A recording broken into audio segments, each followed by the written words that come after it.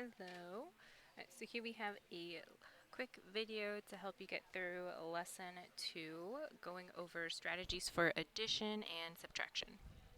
All right, the first thing that we are going to talk about is commutative versus associative properties.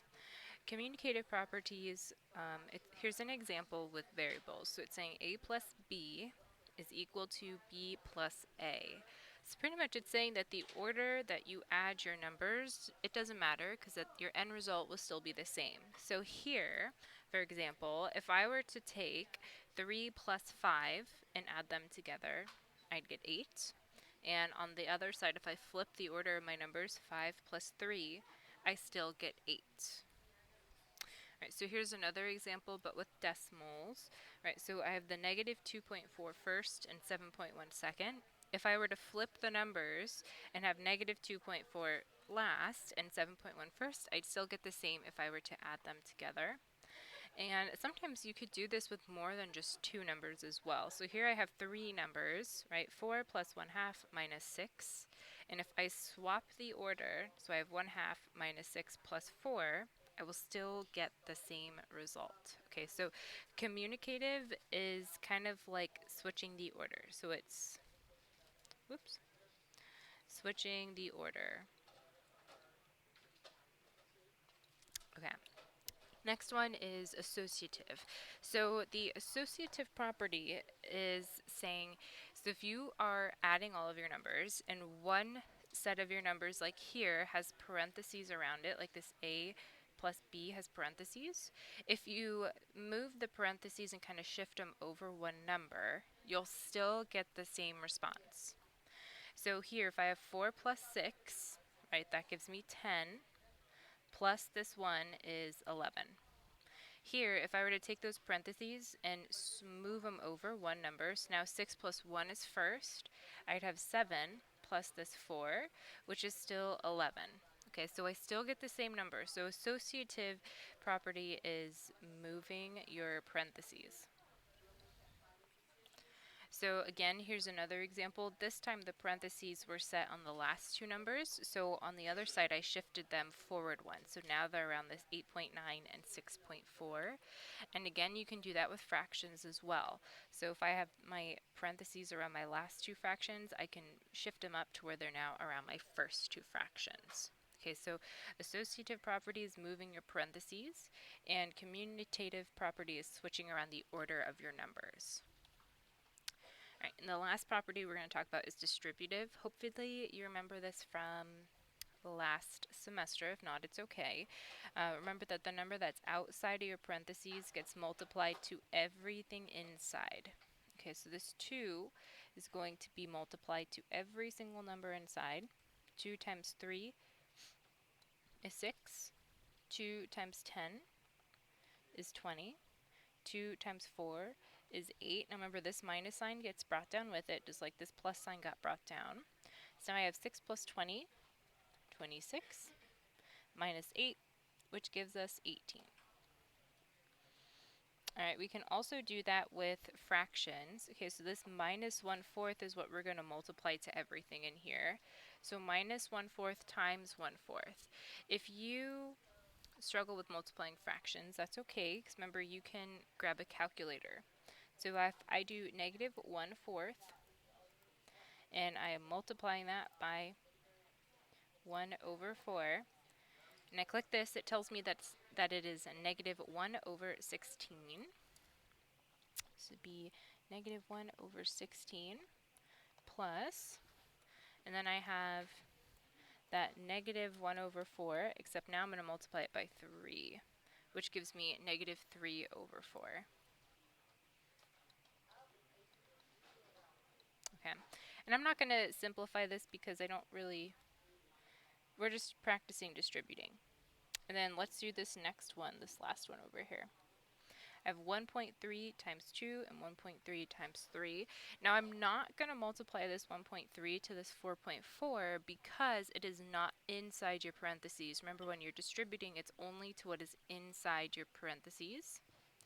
So let's bring back our calculator. I have 1.3 times 2 and 1.3 times 3. So I have 2.6 and 3.9.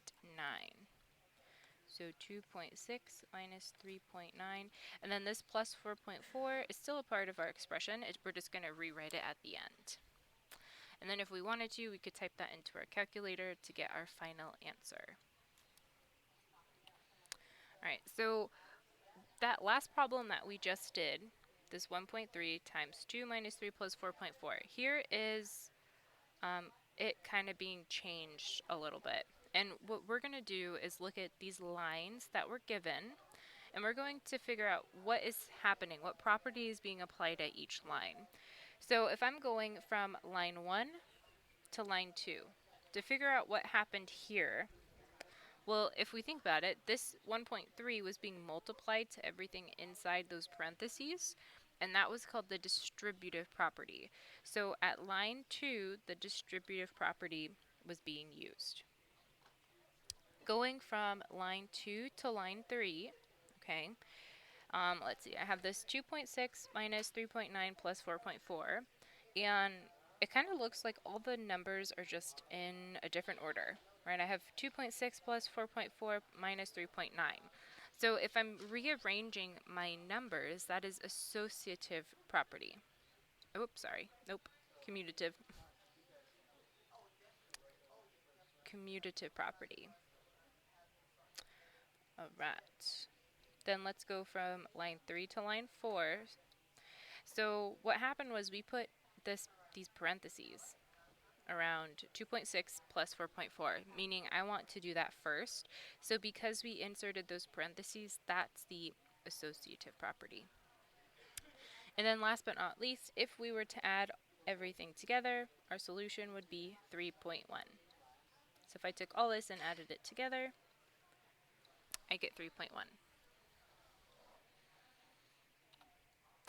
Alright, so this question wants us to use the distributive property to rewrite the following expression. So I have 2 minus 0.4 times 0.6. Now before, when we were doing distributive property, the number we were multiplying was always in front of our parentheses. Here we have a number that's outside of our parentheses, it's just in the back. However, I can rewrite it like this, minus 0.4. And this looks more like the distributive properties that we're used to, the distributive problems. So if I were to take that 0.6 and multiply it to both things inside, let's bring back our calculator. I'd have 0.6 times 2 and 0.6 times 0.4. So I get 1.2 and 0.24. So 1.2, 0.24. Now notice that since I had a minus sign in between my two numbers up here, I brought that minus sign down. So that's why I have my minus sign right here. Alright, last step is just going to be to figure out when we subtract those, what we get. So I have 1.2 minus 0.24, which gives me 0.96. So this is 0.96.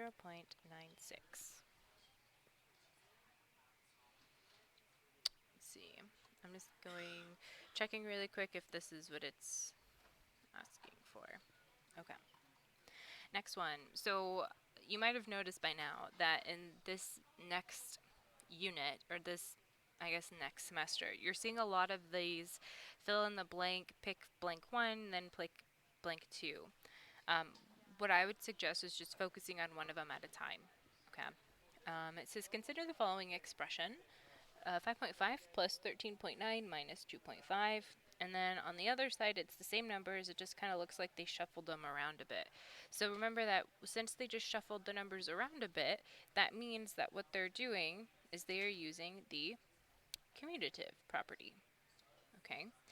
And blank 2 is asking us what the sum is. Okay, so to figure out what the sum is, all we're going to do is add up all those numbers.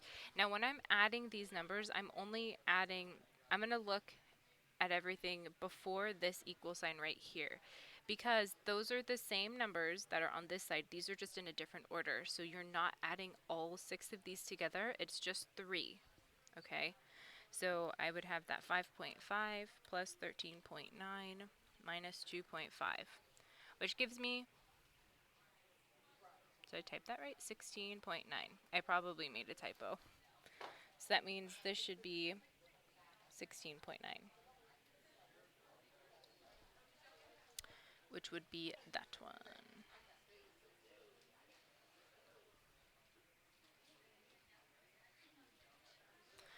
And really quick, just on this question here, what you want to type into your answer box is this right here, because it's asking what is the expression, not the answer. All right, and then second to last question. We have this long equation with a bunch of fractions, and part A is asking us which expression correctly fills in the blank, and part B is asking us which expression correctly fills in the blank. Well, if I look at part B is pretty much asking me, when I add and subtract all these fractions together, what final fraction do I end with? So I'm going to look just at this part right here. 5 over 8 minus 1 over 4 plus 1 over 8. And I'm going to type that exactly into my calculator, exactly how I see it. So let's clear this.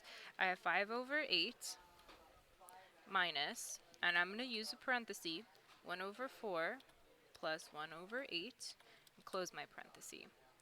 And if I convert this to a fraction, it tells me that when I type all that in, I get 1 over 4. So 1 over 4. So that means B has to be 1/4.